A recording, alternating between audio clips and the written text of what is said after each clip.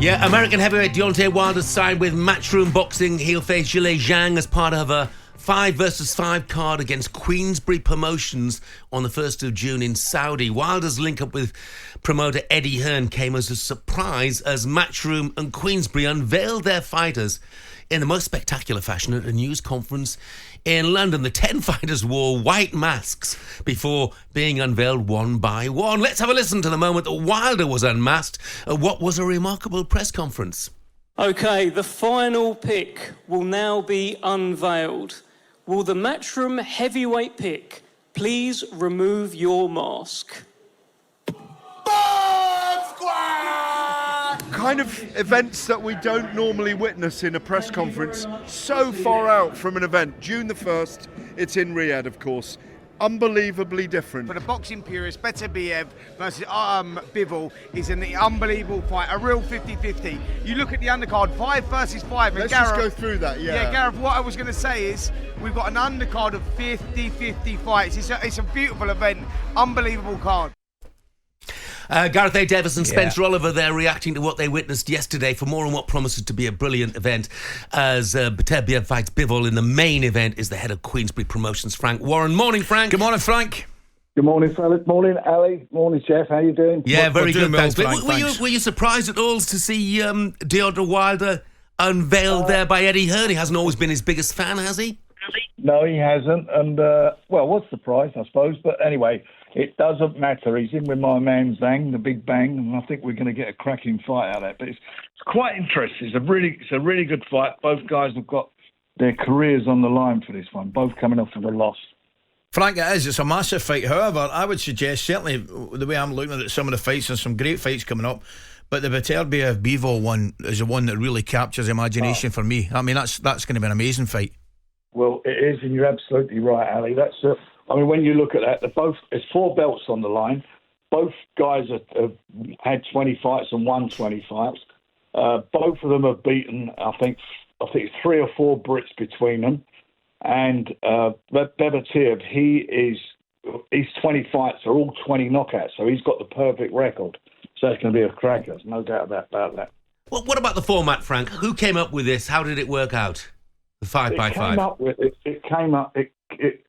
A few years ago, I tried to. If you remember, or you may remember, we tried to do something like this, but it didn't work. And His Excellency Turki Al-Sheikh, who's the chairman of the Riyadh season, he basically said, "Look, why don't you two guys get together and you've got this sort of feud that's been going on, or whatever you want to call it, over the decades. Here's a way to start, to sort of sort out who's got the best fighters and you pick 5 and he picked 5 and we'll see who's the best." And that was it. And it sort of went on from there. And it was quite, for me, it's very exciting. And I think, and I'm sort of grateful from His Excellency that he managed to be the catalyst to make this happen. Yeah, it's a great idea. So are you and Eddie best friends now? Oh, we're real big buddies now. Yeah, but just don't tell the boys. Frank, tell me, but in all seriousness, right, you've touched on it, from a boxing fan's point of view, which we all are, we've been complaining the last, whether it be 2.5 years, that we're not getting to see the big fights. This is what we want. Yeah, and they're all happening. I mean, you think in the course of 2 weeks in Riyadh, we've got two unification fights. The first heavyweight unification in 25 years. First one this century between Tyson Fury and Usyk, who again are both undefeated. And then a couple of weeks later, the fight we just mentioned for the light heavyweights. So that in itself is just, it's just extra special. And it's just getting better and better. Every show that we're doing now seems to be stronger and stronger, and I'm delighted with it. And we're going to do, and Britain's not going to be left out. We're going to be doing a big show at Wembley in September, and everybody's going to be really pleased with that one too. Which is brilliant news. How big a night is this going to be for Daniel Dubois? Well, look, he come off of a really good win last time out. I think he silenced a lot of the doubters about his heart. He had to dig deep, and he did, and he showed a lot of grit and come through. And he's in now with a guy who's undefeated. He's the mandatory challenger for the IBF title, and who knows what will happen after Tyson's fight. He may even be lucky that they fight for a title.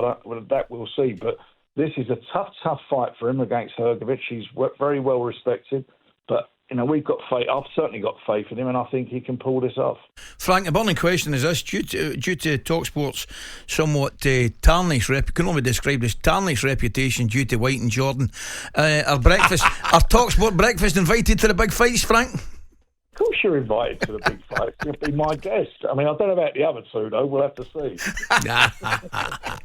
So how confident are you that your 5 boys will come out on top? I am confident. We were talking about, and funny, I was talking to somebody this morning who's quite knowledgeable in boxing, and he's on my side. Or at least he tells me that. I think we can win this. We've got some really good young talent that we've invested in over the years, like Nick Ball.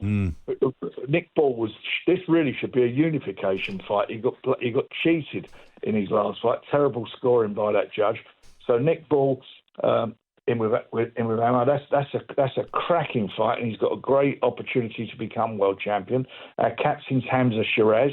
Again, he's in for a final eliminator for the WBC title. Again, that is a really, really good fight, and I'm really looking forward to seeing him.